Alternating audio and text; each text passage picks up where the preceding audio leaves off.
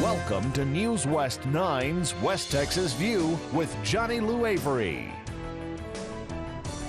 We're so happy to have you here today and to meet again Randy Ham. He was here last Sunday with a program about the Odessa Council for the Arts and Humanities.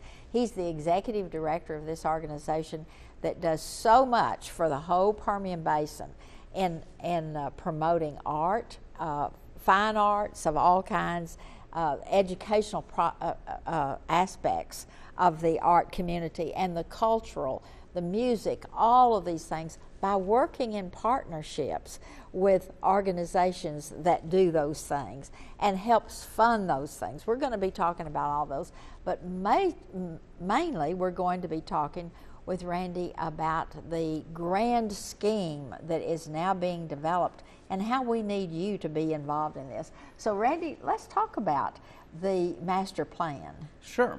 One of the things that we noticed when we formed our public art committee was that there was a lot of public art already in the city, but it was kind of centralized into one location, and it was kind of the same sort of theme, and there wasn't really a plan put together on which communities would be best served and how we would select the artists.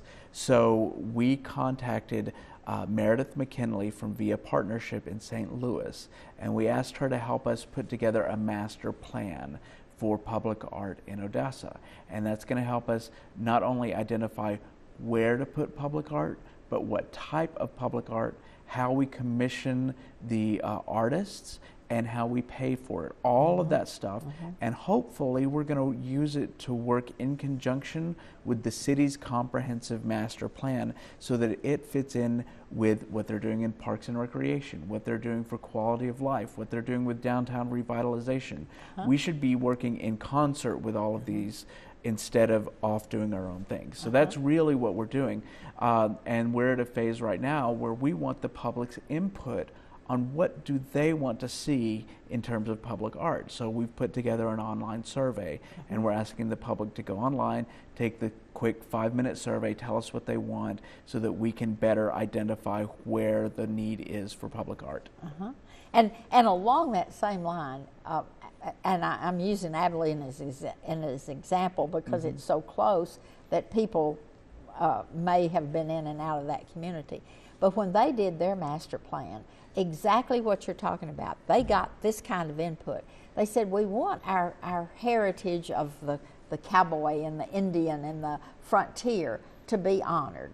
We want our children to have the opportunity to be exposed to those wonderful characters in their childhood. So every time they come back home, they'll be reminded of the wonderful movies that they saw or the wonderful plays that they saw and all of those kinds of things. And then another group said, I want us to have something in our community that really focuses on our technology and the way that Abilene has been able to move forward and adjust to every new thing as the centuries roll by. And so those things were all incorporated, and as I said, it's just been a wonderful blossoming of their public art, and now you can't go into any corner of the community without finding something that's part of their public art program. That's so true, and that's exactly what we're aspiring to. We want you to be able to turn the corner and find some magical surprise that just, makes your eyes light up and makes you feel proud to live in Odessa. Because, West Texas, we're very proud people, but we want everybody else to know that too. And we want to show our civic pride in not only ourselves, but in the community where we live. And art is a wonderful way to do that. And it's a wonderful meeting ground. It is. It is. Whether you love it or hate it, you're going to say something about it and you're going to talk about it. And then the other thing, like I talked about a little bit last week, is that it's also an economic driver for the community. You're paying artists, you're paying fabricators, the people that are coming to see it are spending money in the town. The concrete builders. Yes. So And these are, a lot of these industries are industries we already have because of the oil field. We're already going to have fabricators in welding, and we're going to have the concrete, and we're going to have all of those things. And most of those people that work in the oil field, I bet you they have some little artistic spark, and maybe we can help them ignite it. And welders that Yes. come in and do these wonderful metal sculptures. One of the fun things that they have is a metal buffalo, and they've put a leather saddle on it, and kids can come up, and they've got a ladder in the back of it, and they can crawl up there and get on the saddle and then have their picture made, and it looks like they're sitting on a real live buffalo. Right. And so it is so much fun to see just car after car after car all during the week coming by and letting their children sit up there so they can take pictures. And It is. It's really. and that's neat. part of interactive kind of things. And so as you're moving on this master plan, what else is happening in the master plan? Well, we have really looked at what other communities are doing, Abilene, Lubbock, San Angelo, places like that.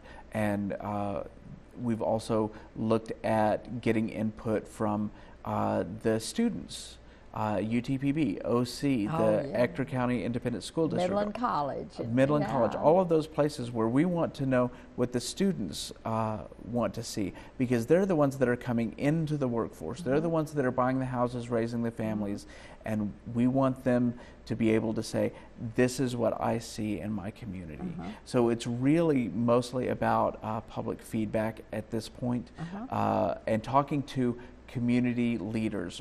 We've had discussions with city council, with present mayor, former mayors, just movers and shakers in the community who are able to say, this is what we've done before, and this is what we'd like to see in the future. And buy into that idea. Yes, the feedback has been so positive and so exciting that everybody else is excited about it too. They want to see this too. So it's not just me running around saying, hey, we need public art. Everybody wants to see it, and I love that. And they recognize, again, to beautify the community with our public art, and to also educate people about it is so important. We're going to have to take a break right now. We'll be back in just a minute and continue this conversation. Join us then. Stay tuned. West Texas View will be right back.